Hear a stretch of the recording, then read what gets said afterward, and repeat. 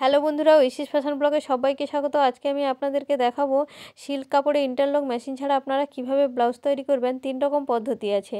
আজ আমি আপনাদেরকে 2 রকম পদ্ধতি দেখাবো। প্রথমে আমি সাইড পার্টটিতে মেন কাপড় আর লাইলিন কাপড় চারিদিকে সেলাই করে নিয়েছি।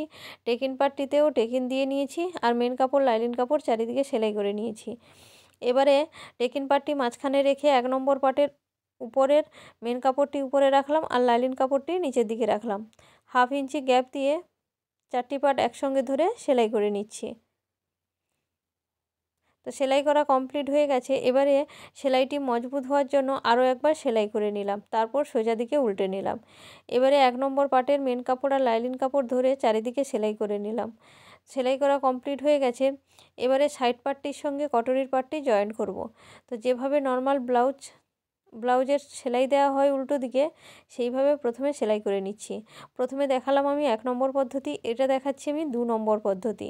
আপনারা চাইলে ওই 1 নম্বর পদ্ধতিটা পুরো ব্লাউজটি কিন্তু তৈরি করতে পারেন। এবারে 2 নম্বর পদ্ধতিটা দেখাচ্ছি। প্রথমে সেলাই করে নিলাম। এবারে 1 ইঞ্চিতে একটি পট্টি কাটিং করে নিয়েছি। যেভাবে নর্মাল পট্টি বসানো হয় ঠিক পট্টিটিকে নিচের দিকে রেখে উপরের দিকে একটি সেলাই করে নিচ্ছি।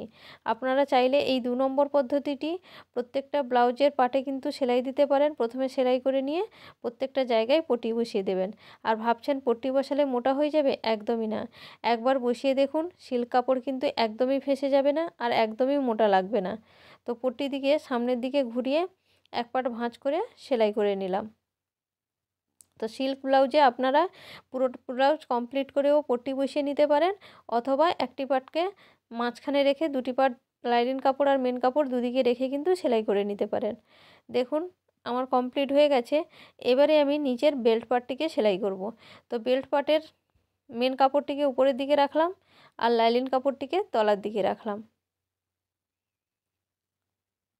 রেখে এবারে উপর থেকে একটি সেলাই করে নেব। 1/2 ইঞ্চি গ্যাপ রেখে উপর থেকে সেলাই করে নিচ্ছি। এবার যে টেকিনের অংশটি ছিল সেখানে একটু ভাঁজ করে নিলাম, তাহলে কি উল্টো দিকে ফিনিশিংটা দেখতে অনেকটাই সুন্দর লাগবে।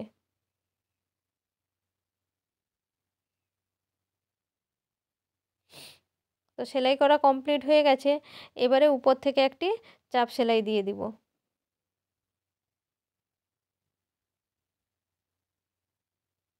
চাপ সেলাই দেওয়া কমপ্লিট হয়ে গেছে। এরপরে 1/2 ইঞ্চি গ্যাপ রেখে আরও একটি চাপ সেলাই দিয়ে দিব। দেখুন আমার পুরো ব্লাউজটি কমপ্লিট হয়ে গেছে। উল্টো দিকে কিন্তু কোথাও কোনো কাপড় কিন্তু ফেঁসে বেরিয়ে যায়নি। সেম পদ্ধতিতে আমি দুদিকের পাটকে রেডি করে নিয়েছি। তো ভিডিওটি ভালো লাগলে একটি লাইক করবেন, সাবস্ক্রাইব করা না থাকলে সাবস্ক্রাইব করে দেবেন।